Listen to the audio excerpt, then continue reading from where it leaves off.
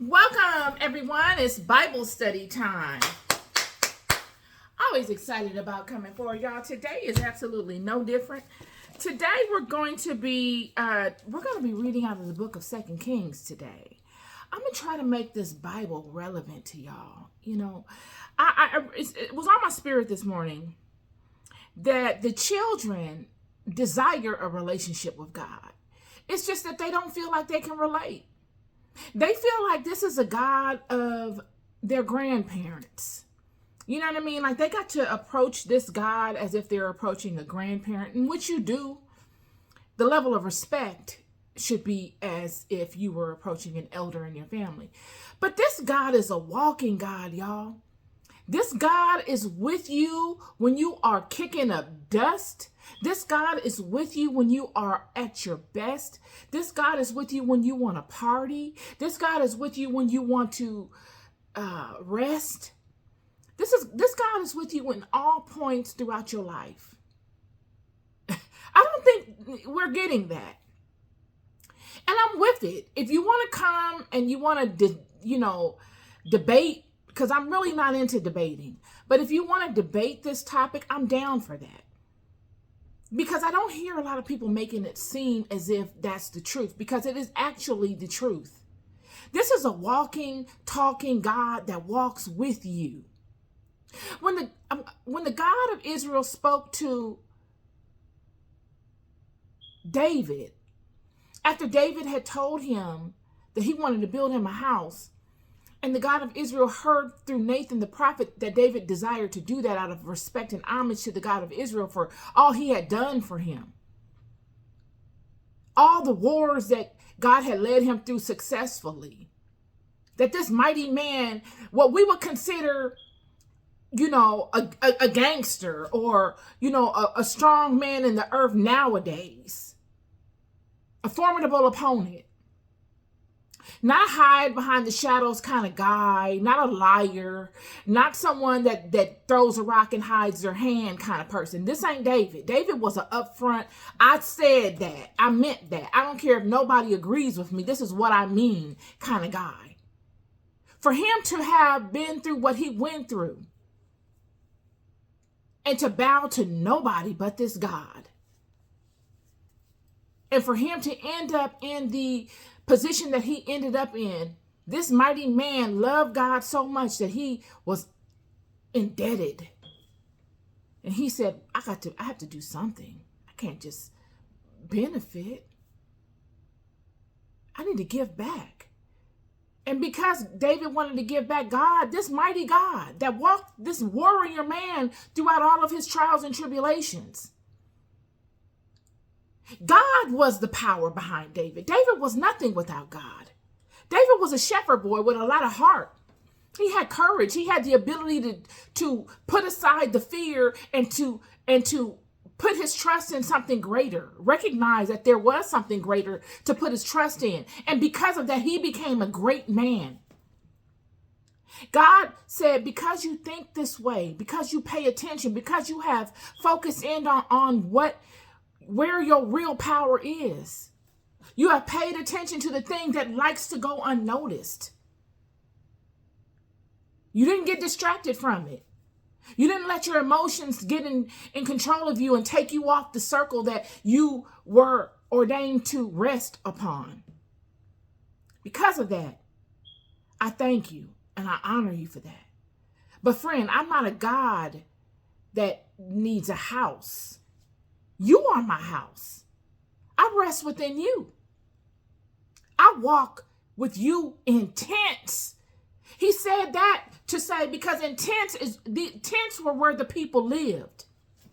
There were no castles and all that kind of stuff. These are tent people. So God would say to us today, I don't need for you to build me a house, but I thank you for paying attention. I walk with you in your neighborhoods. I walk with you right in your hood, right in your neighborhood. I'm with you in them small houses you grew up with. I am with you eating the type of food you eat. I am with you in all your mess. It's me and you through going through. I just need you to recognize it, because I'm not a loud parading God. You got to search for me. I don't want to be seen. I want you to look for me. I want you to take it upon yourself to search me out, because that's how you really get to know me. And in searching me, you have searched yourself. Let's get into it. I'm gonna invoke the Spirit of God, and we're gonna get to it. Heavenly Father, I come before you every time because I love you so deeply. You are my all in all. With you, I can accomplish any and everything, and without you, there is nothing that I can do. I love you so deeply, and I thank you for all that you have done for me in this life. I thank you for the journey.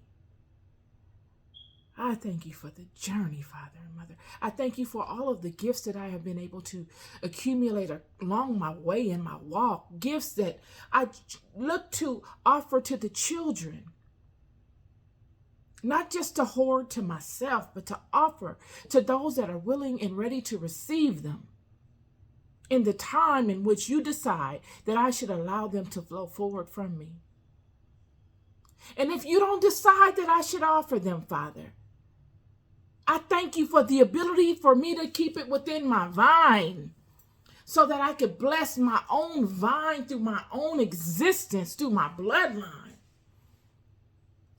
from the knowledge that I have received. This is irrevocable knowledge.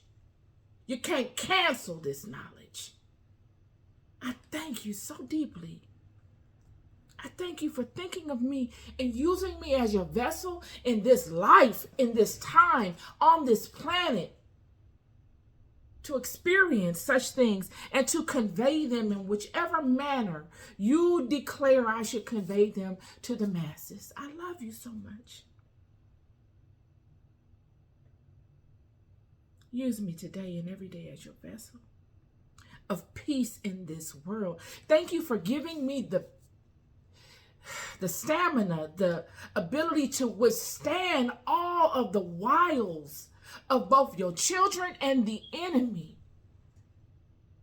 They don't know better. I thank you. Oh, I thank you so deeply for me being able to withstand the wiles of them, and in withstanding them, I see the weaknesses. I see the pressure points. I see where I can speak to fill in the gaps, to assist them. You are moving today in ways that are powerfully profound. I look to capture this energy and convey it in integrity and in honesty. I love you so deeply, and I thank you. Work through me. Use your voice, your knowledge. Download it within me and allow me to convey it in integrity and honesty and in truth to the children now. And in God's name I pray, amen. Whew. Okay. So, we are speaking to the book of Kings. Today, 2 Kings. We're going to be reading out of 2 Kings today. And it just came upon me. I was looking to do something else, and it came upon me to do this. So, here we go. We're going to read from 2 Kings, and we're going to read from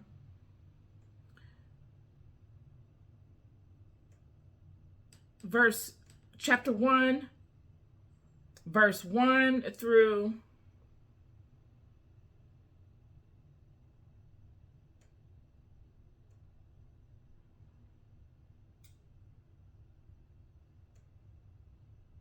15. Then Moab rebelled against Israel after the death of Ahab, and Ahaziah fell down through the lattice in his upper chamber that was in Samaria, and was sick. And he sent messengers and said unto them, Go, inquire of Beelzebub, the god of Ekron, whether I shall recover of this disease. Ahaziah is now the king of Israel. And he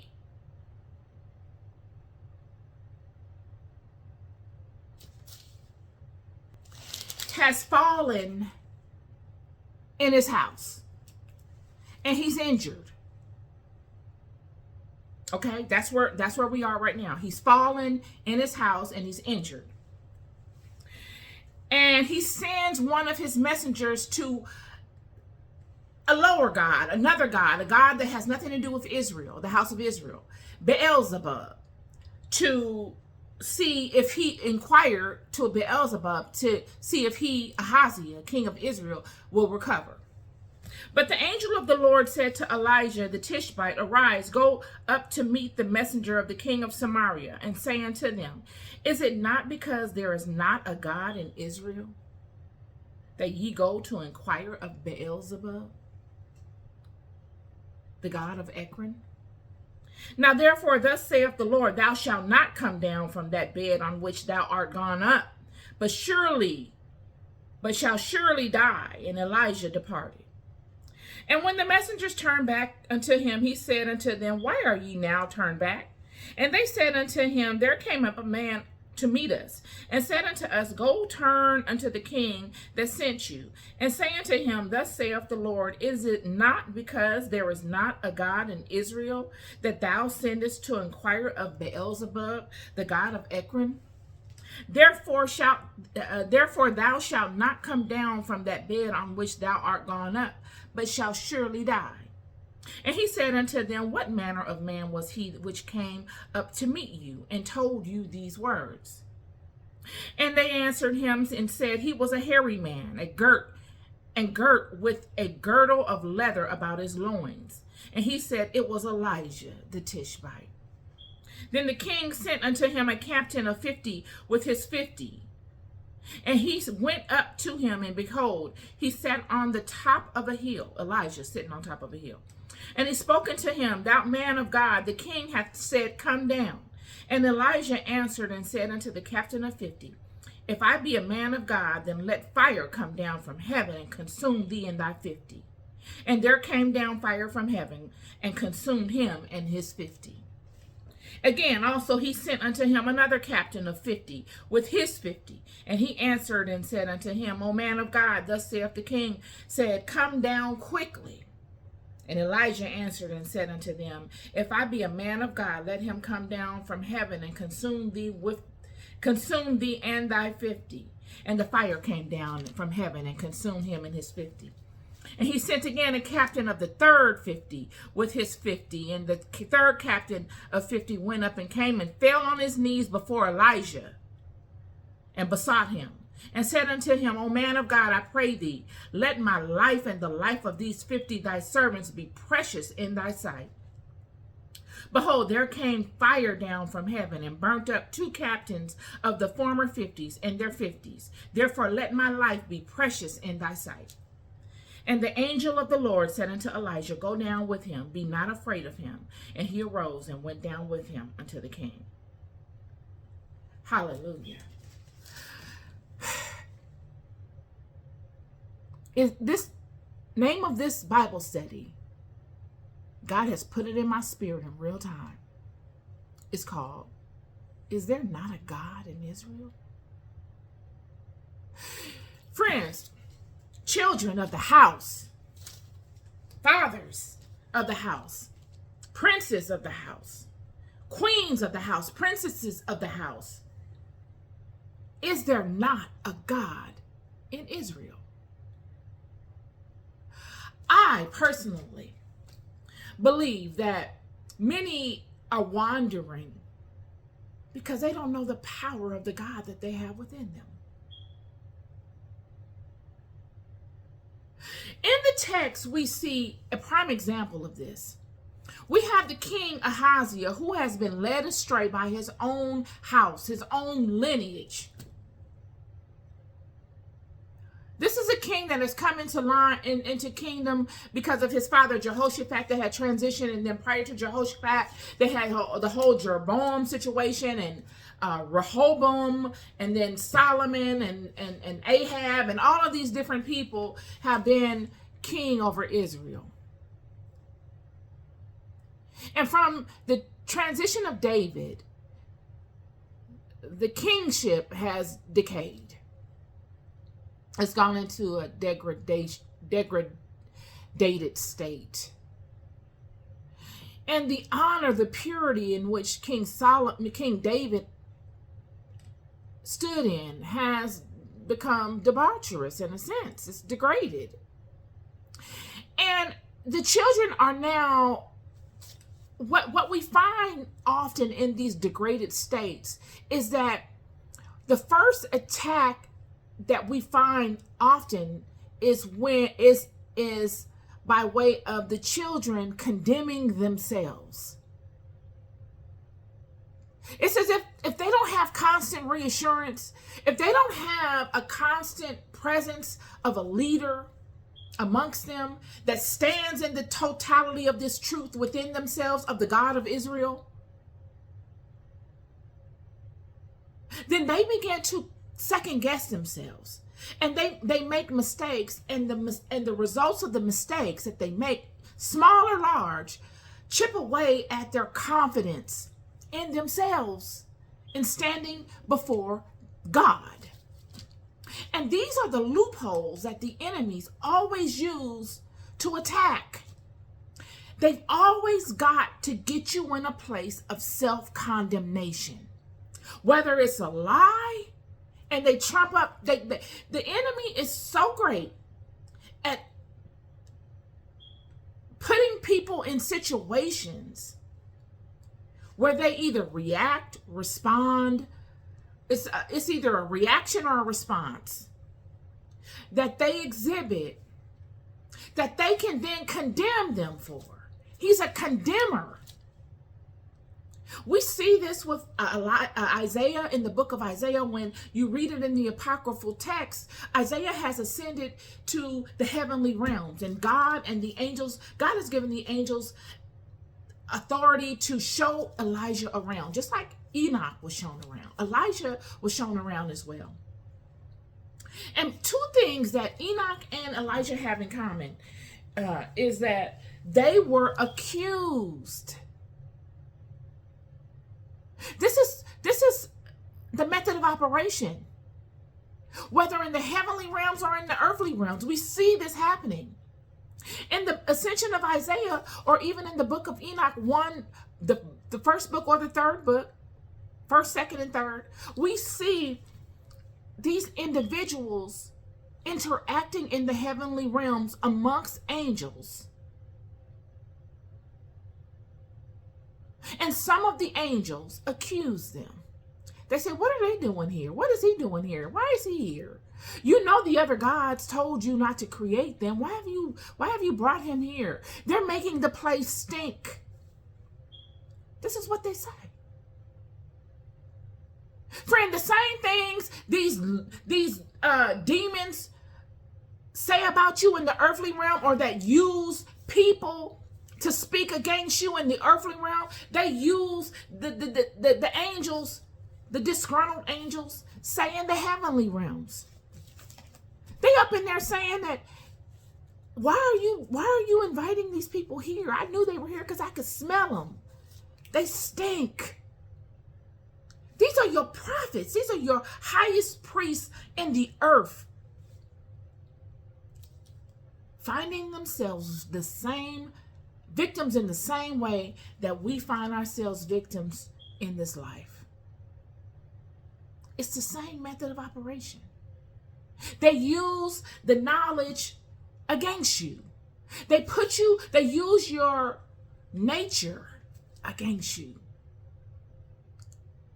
They condemn you. In the heavenly realms, it says that Enoch and Isaiah were being condemned for falling short on earth by these messengers, these angels, before God, and saying, why are you having him here? You know he's not living up to your expectation. He's doing this and that and this and that. They're condemners. They're constantly looking to put you in a balance. They're constantly looking to put you on the scales.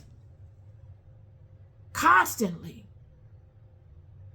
And we find this king of Israel in a situation. He has fallen. He's injured himself. And because he knows better than anybody his role, what he is expected to do in this role, and he knows what his actions are and have been. He knows his intentions and why he did them. He knows better than anybody the truth. So when he finds himself in a situation where he is injured, life and death situation, what does he default to? He does not default to going before the God of his house that he is representing. In the most pertinent time, life and death, he doesn't go before his own God. He takes it upon himself to go before a lesser God, a God that has nothing to do with the seat of power that he is representing. He wants the benefit of what God gives, but he doesn't want to do the work in honoring or being responsible for that benefit. He doesn't want to earn the benefit. He just wants to look like he's that. He wants the title King of Israel, but he doesn't want to do what really God has ordained the King of Israel to do. But this is like God. This is exactly how God works. He will put you in a situation that you will think is highly important. This king is in a life or death situation. And he will say, I want to see you dance. Let me see you get out there and do your thing. What do you want to do? What will you default to? And in this king's instance, he defaults to going to a third party God that has nothing to do with his house, that the God of Israel has condemned the entire line from acknowledging. And God says, you're going to do this as if I don't see this? You think I'm that far away that I don't see you? This is how ignorant the people are to their walk with God. This is the king exhibiting this. So you already know the people are completely lost. This God of Israel is right within you, friend. You can never hide anything from it. Ever. God sends Elijah and says to the king's messengers, tell the king, is there not a God in Israel?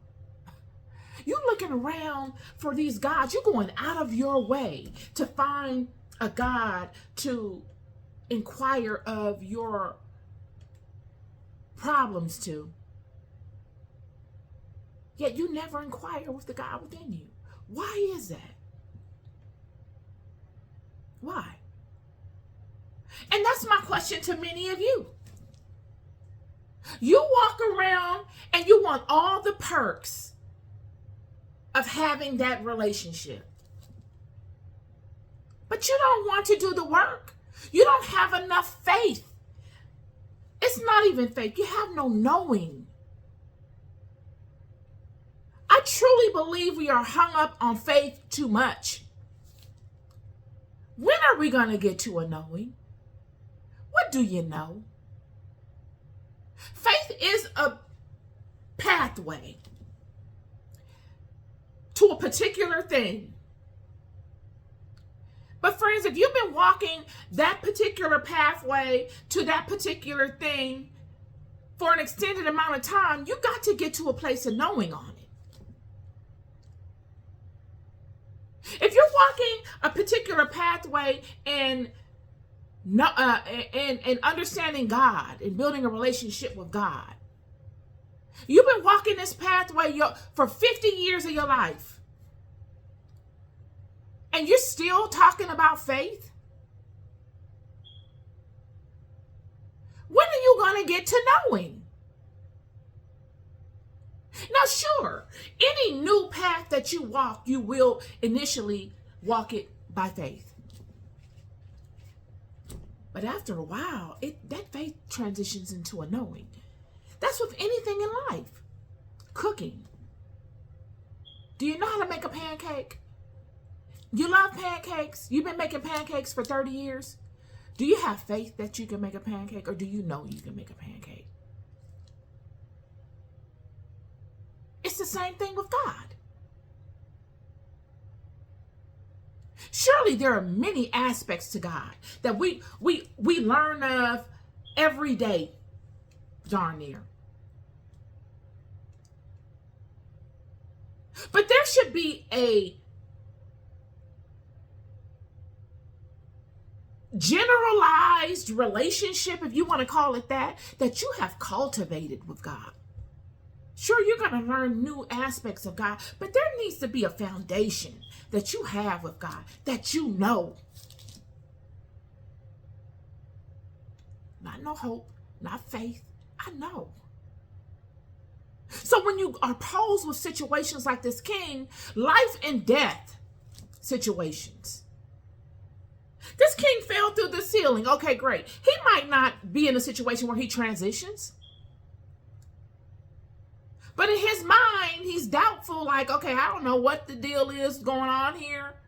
And he's doubtful enough to go and consult another God. Why didn't you default to your own God?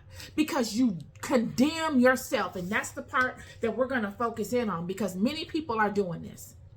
You have many people in power that have condemned themselves just for their seat.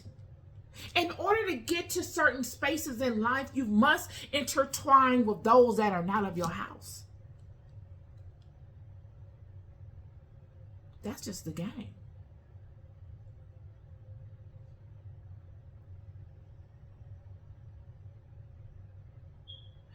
When we look at this script, one moment.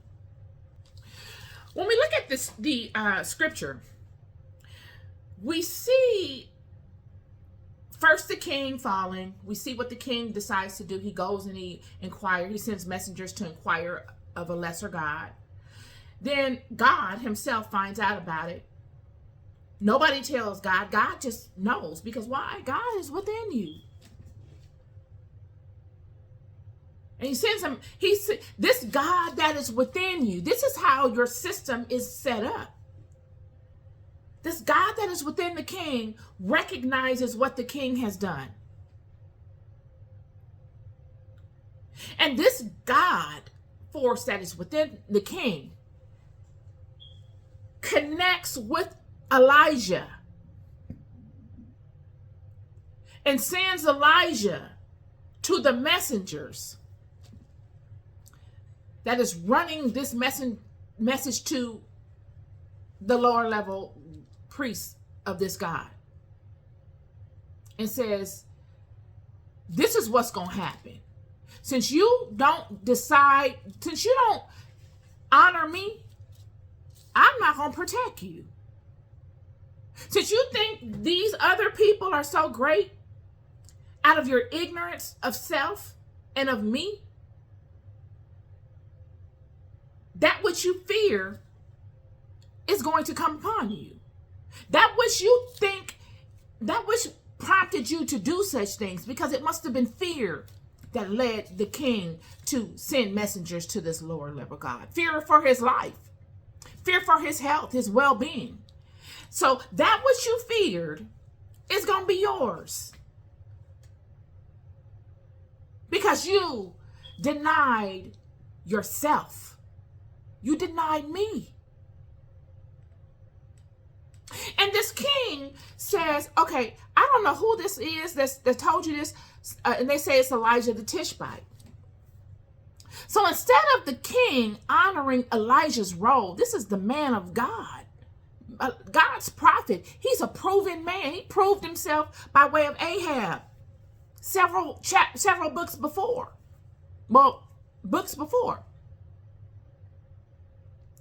So the king knows who Elijah is and his level of regard in God's kingdom. And he sends his men, God's men, because the king is nobody without God. He sends God's soldiers to Elijah and tells Elijah to come down off the mountain, demanding Elijah to come down, not honoring Elijah as a man of God. This is a display of disrespect to God and God's kingdom. This whole situation is a disrespect to God. These are people of power that have been put in powerful positions by God, but they have been turned and they have lost the fundamentals to who they are and what they are there to do. They're claiming that they are God's people, they are king of God's children, but they are resorting to other gods for information and protection. And then when God sends his prophets amongst them, this king sends God's soldiers and God's messengers to this prophet to command God's prophet to do what the king wants him to do. Total disrespect for God. Many of us treat God like a punk.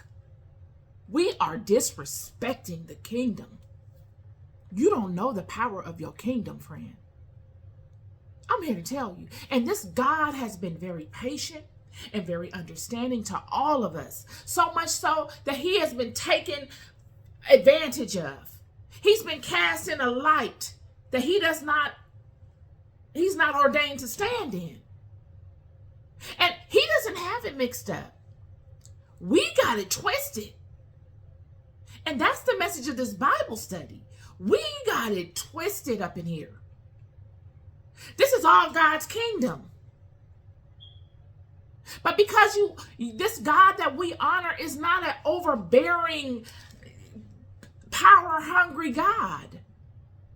We have become spoiled. We have become besides ourselves. Literally. We are destroying us. We are giving God a reason to wipe the slate completely clean. I'm here to tell you. For nothing. They come and command Elijah down from the mountain. One man again. God does monumental things with Elijah. And Elijah, through God, burns them up. All of them. Every time they come, burns them up. Until the third troop comes. And he says,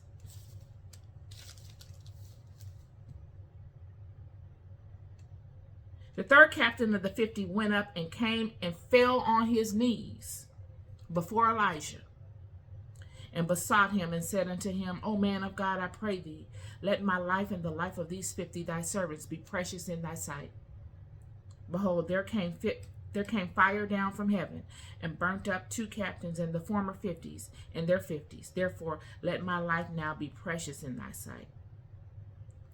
And because he came and showed honor to the hierarchy of God's kingdom, God's messengers, God's prophets, God allowed Elijah to go down and honor them. Not even honor them, go down and have conversation with them. And that's kind of where we are. So, and a lot of these things that are happening, especially in this particular instance, because I'm doing this in real time, I did not prepare for this. But in this instance, God is showing us the level of ignorance we have. Ignorance of ourselves. We prefer to do things that don't serve us than to honor the things that do. And the things that serve us and that are honorable, we look at as weak and soft. Yet the things that don't serve us and that are completely dishonorable, we promote.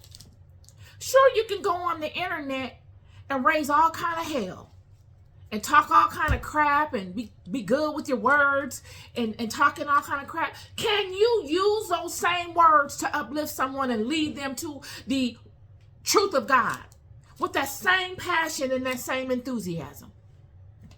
Can you? Can you promote the same level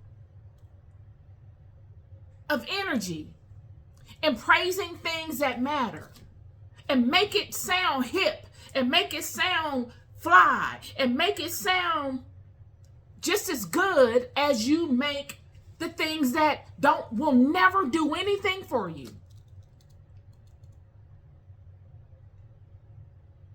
And in doing these things and in recognizing these avenues, we secure ourselves a position of power.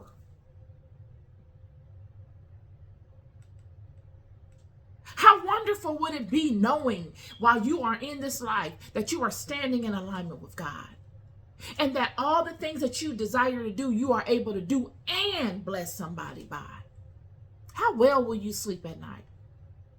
Regardless to what's going on around you. How good would your life be? How good would it feel to know that you've walked your life blessing people? How good would it be?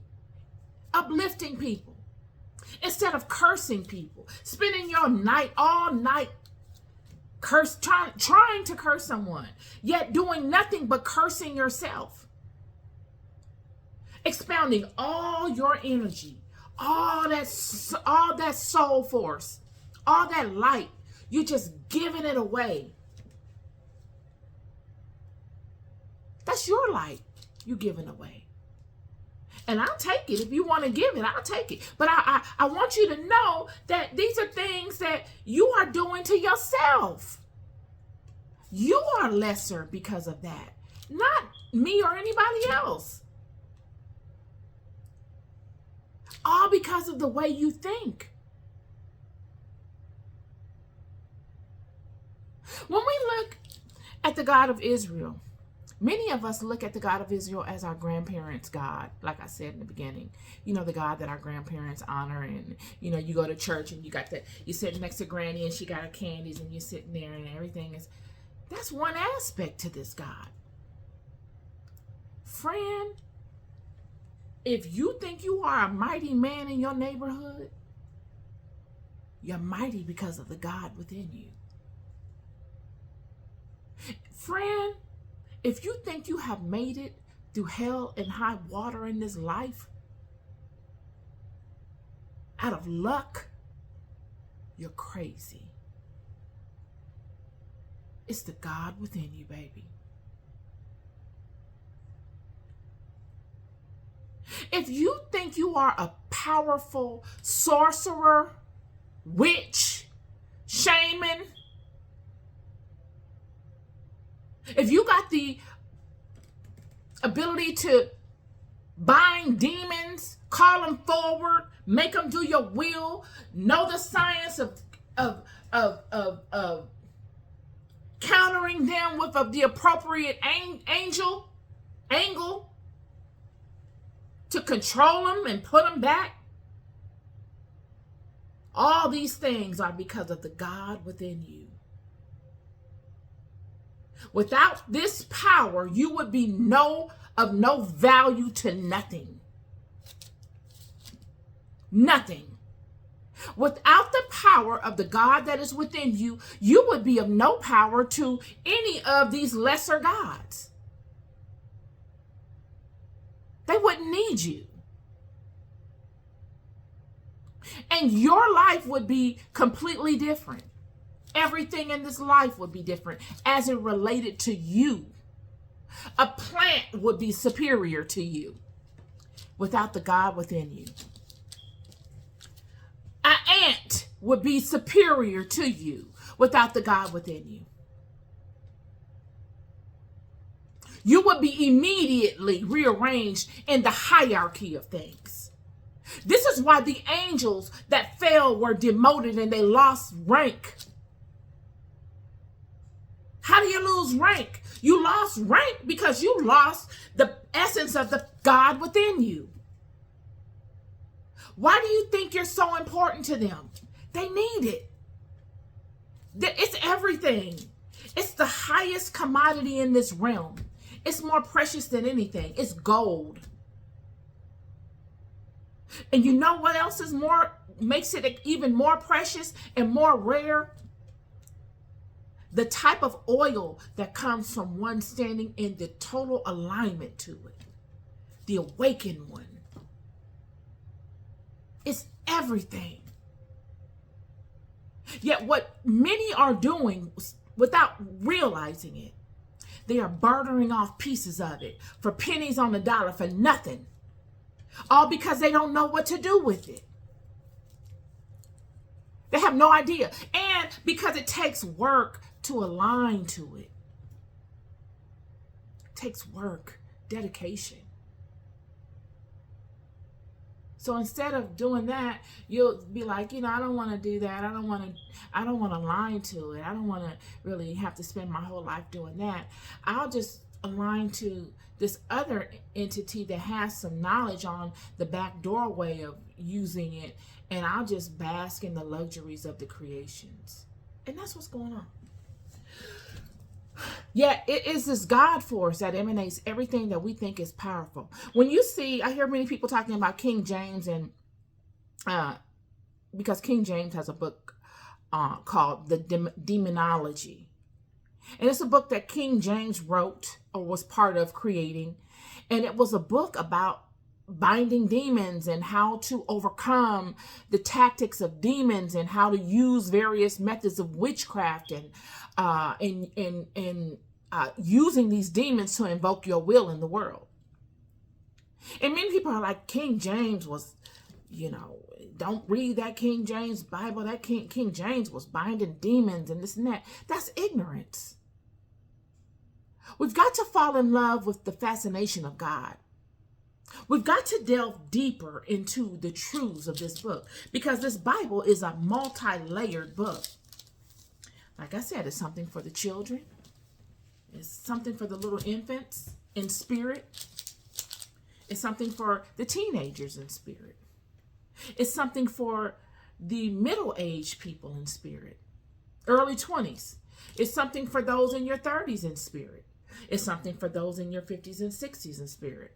It's levels to this book. All of which is bound within the pages of this book. But if you don't know it and you read it with a ulterior motive or a preconceived objection, you will not get what it has to give you. It's like a wand. If you find someone's magic wand, it doesn't mean anything. So what? That's someone's magic wand. It'll never work for you. It's the same way with this book. It's somewhat like a magic wand. You must approach it from a particular perspective to get what you need or what it has to give you from it. And what you get at that perspective, after pondering it, will leave you with the longing and a fascination that you are marinating on, so that when you come back and approach it again, it gives you more. It's like a door that unlocks to another door and another door and another door. This whole demonology thing, I did a podcast on it, I'll probably upload it tomorrow, is surrounding King Solomon, David's son, King David's son. We know King David was the most beloved by God. God loved King David. Blessed him in a way that nobody else in the Bible was blessed. The whole tribe of Judah is a tribe of David. Yet King David's son would be the one coming forward, petitioning God to give him the keys to the demonic realm. Before King Solomon came forward to God, petitioning him for the keys of the demonic realm, nobody had it. Surely they had sciences. They were doing miraculous things in this world, but they didn't have the keys.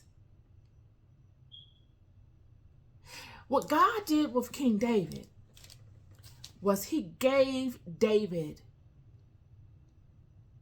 protection, absolute protection from the demonic realm as long as he abided by the law. And he gave him the knowledge of how to enter it, to call it forward, to bind it, and to make it, force it, to do its will, to do his will. Now, not to get too deep into that, The demonic realm is a very tricky realm. This is an unpredictable, chaotic realm. It has a whole set of laws all to itself. It's kind of like the sea, whereas you have maritime law. It has its own level of laws. And for God to give King Solomon this knowledge was extremely volatile, because God himself had to know that King Solomon would be overtaken by these entities. They're volatile. They do not like to be controlled. They will always find a way. That's their nature. They were programmed to do that. It's not a good or bad thing. It is what it is. You've got to be able to enter into things and recognize the truths of them, and then rest in the truth and not hope and fantasize and feel bad because it's not what you want it to be. You've got to be able to adjust. So King Solomon, getting the keys to the demonic realm, would introduce this realm to all of the house of Israel.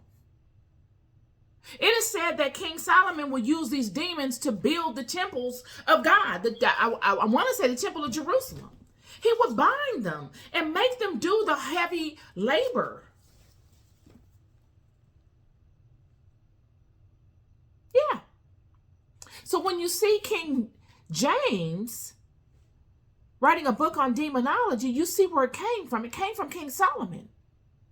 When you look at pentacles and pentagrams and Goetia and all types of Solomonic spiritual systems regarding these things, you will find that they have a heavy influence on planetary processions, alignments, powers, and they have a heavy influence on geometric shapes. But none of these things would really come together without the names and verbs of power. And all of these names and verbs of power are Hebraic. All of them. They're all in the Hebrew. Whether they're in the form of symbols or in the form of names. They're all angelic names. They all represent a particular angel or a particular angle of light. And they are all Hebraic. Why? Because God gave this system to Solomon. This is a system of the house of Israel. Yet many people think that they could, and I'm saying all these things because we don't give God the power that God deserves. The God of Israel.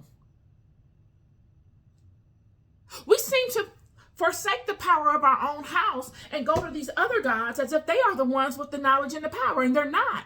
All they're doing is pimping your knowledge and your power out of ignorance, out of your ignorance. When you look at Abraham, you're looking at a master astronomer. I can't say it enough. When you look at Solomonic magic, you're looking at the merging of geometric signs, figures, symbols, names of angels, and the processions of the planets and planetary correspondences and energies. All of this is a marriage. It's a dance. It's a dance of all these things. And only a very profound alchemist is able to utilize these things and blend them with one another based upon intention and truths, to make them sing or to be able to manifest a particular reality that they desire. It's mastery. And it was all of the house of Israel. When you look at Jacob, friend,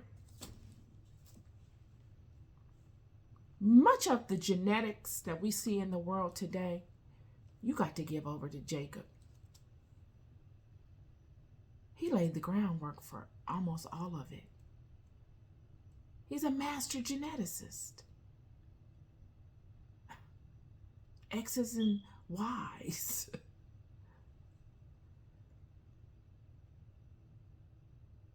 When you look at David,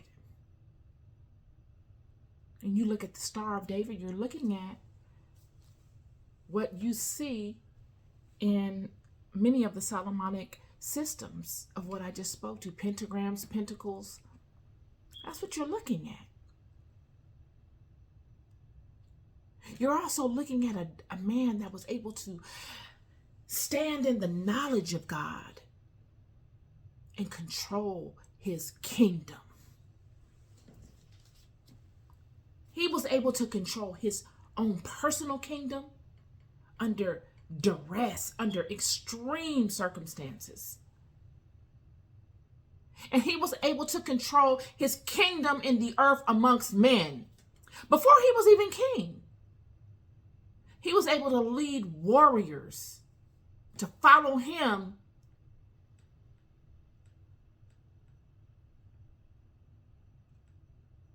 in controlling himself. How do you follow? How do you as a leader stack up when all the chips are down? You're the leader of a group of warriors. I want you to think of this. Many of you in your neighborhoods, local communities, whether corporate environments, whether your local communities in the form of gangs, whether groups that you have of people that you're the head of, any type of an environment where you are the leader in. And you got a bunch of go-getters amongst you. You got a bunch of people that are just like you. They believe in themselves. They down for whatever. We are capable. And they're looking at you because they believe you to be that as well. And you taking blow after blow. Hit after hit. And you just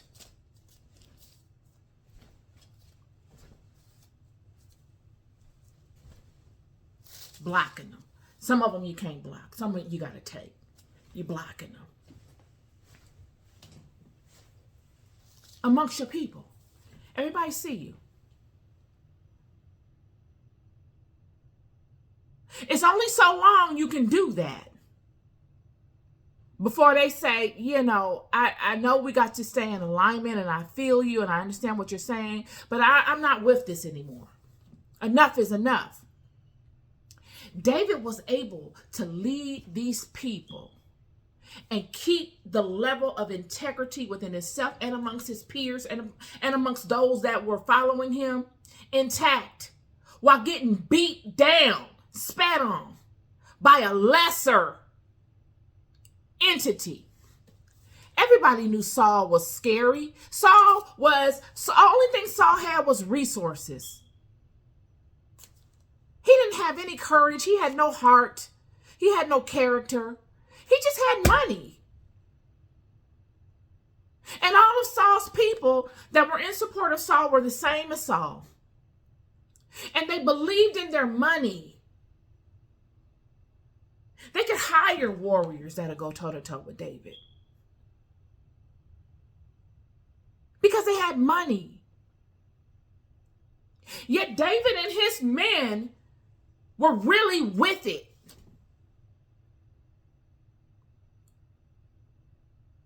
And when you're really with it and you know from whence your strength lies and you know from whence your power comes, you don't have to prove anything to anybody.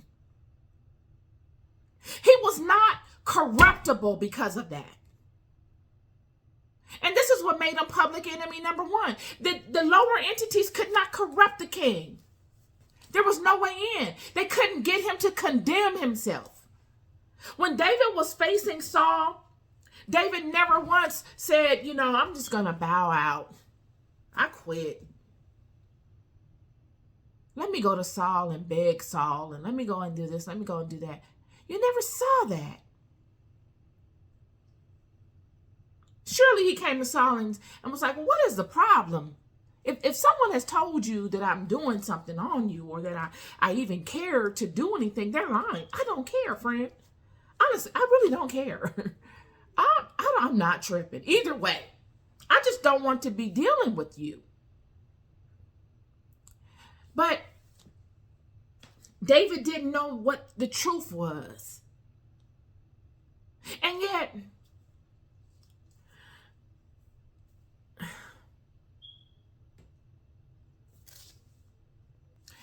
David never allowed it to make him second guess himself.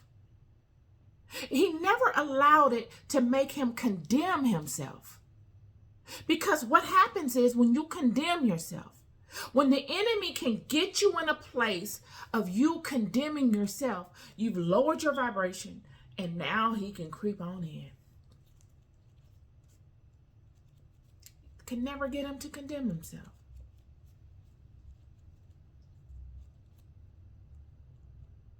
He can never, and David kept himself in a way where he never allowed his emotions to take him out of alignment with the God of Israel. Because he knew that was all he had. You can see time and time again throughout the history of these people, each and every time these people have fallen out of alignment with the God of Israel, they became enslaved to the lesser gods. It seems like it's by default. Once these people fall out of alignment with the God of Israel, they by default are enslaved to the lesser gods. You see it time and time again. Look at Adam and Eve.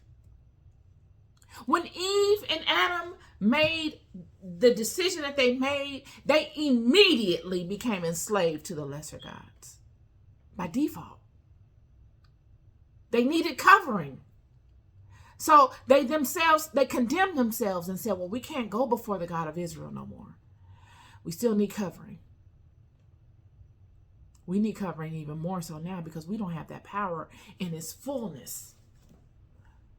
We're enslaved to these lower gods. It's the same way. Many of us are going through this today.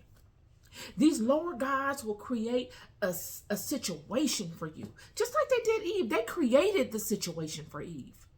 Eve didn't go seek this. Eve thought she was doing the right thing. The Apocrypha says Eve thought the serpent was Adam. The Apocrypha says that the serpent came upon Eve as if he was Adam. He looked just like Adam. Adam is a name of a group, a species of people. He looked like one of the people in the community, the Adams, Adamus. That's what the Apocrypha says, friend. So she really wasn't out of line she was out of line because she knew better. She should have corrected Adam. Regardless of what he came upon her looking like, she should have corrected him. But out of love for Adam, she followed him even though she knew they were both doing wrong. What looked like Adam came upon Eve and gave her an idea of doing something that God told them not to do. And she thought about it for a while. And then she said, okay, all right, we're going to try it. I'm going to go with you. And that's what happened. And then after it's done, they're condemned. And now they must bow to this lesser being. Just for convenience. They need help farming and having children and protection and information. Because now they're cursed by God. How many of us have befallen situations in our lives that were setups? Just things that we got into not knowing. We don't know what's being done. We don't know the preconceived ideologies of the people that will come into play. We don't know. And we find they come like setups. And we find ourselves in these situations. And now we're wrestling with them because we don't understand the nature of them, nor do we understand, we haven't come to terms within ourselves as to what role we played in them. We spend a season condemning ourselves for even befalling such things. And this season that we spend condemning ourselves, if we're entertaining these people, we allow these people access within our lives or to give us, command us on our paths in ways that we never would have done before. They've added no value. They've actually taken from us. And we're allowing these people space in our lives and in our minds in a form of controlling us. Living up to someone's expectation that has done nothing for us. Nothing. Nothing positive. These are all things of old. Adam and Eve experienced this. They will find themselves subservient to the entity that brought upon all the chaos in their lives out of ignorance. David didn't fall for it, though. This is what made David great. David said, hell no. You better get out of here. You better get out of here. I'm not doing it. I'm staying in alignment. That's that. And that's what he did. And then he got to a point where he said, you know what? This thing is going on too long. I've been dealing with this thing too long. It's getting stupid now. It's getting real dumb. If it's not one thing, it's another thing. And Saul is never going to get to a point where he says, I quit. So instead of Saul saying, I quit, I'm going to demand that I quit. I quit. You can have it. This is David. He said, I never wanted a part of your stuff. You called me. I never came looking for you. I was happy doing what I was doing as a shepherd. And each time you called for me, I provided you a service. I blessed you. Yet with each time that I bless you, you have not rewarded me. You have taken from me. You have tried to harm me.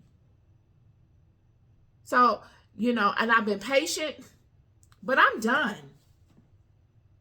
But I'm not going to fall out of alignment with God. I'm just going to leave it alone.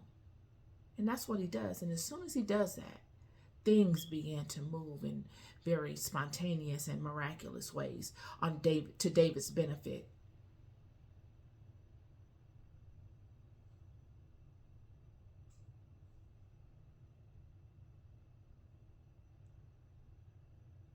So this is my word to you. You are this house of Israel is a mighty house. Yet we find that many of the children of this house, of this mighty house, that walk the earth with this mighty God residing right within them and don't even know it, are doing so because they condemn themselves. They don't see themselves worthy. They don't even know where God is. They don't even know the voices that are speaking to them, that have spoken to them in their most trying times, that told them that they would persevere, that gave them methods of operation to find their way out of their situations, was none other than the God within them. None other. Whether they're mighty men in corporate America leading people, whether they're mighty men in small churches in your neighborhood area, leading the people in the community, whether they're mighty men in your neighborhoods, leading gangs of other men, all of it. Whether you're mighty man in a tribal community, leading your tribe of warriors, whether you're mighty women in your communities, leading women, all of them are leading from the might of the God within. And this is what God is speaking to. He's saying, you're going all the way around the world to go and get these people to do this and that, when everything you need is within you. But because you condemn yourself, because you've allowed the enemy to make you feel as if you are not worthy, you've allowed the enemy to put you in a state of confusion to this basic knowledge Because without the state of confusion, the enemy knows that they would not have any of your attention. You wouldn't pay them no attention. And because the enemy finds you of such value, that he got to do anything to get your attention.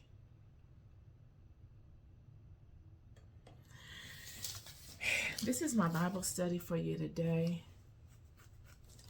You love more than you'll ever know. Stand in that and own that and know that. And let that lead your life. With that, there is no fear. There's only testimonies. There's only stripes on your arm, bucko. Peace and love.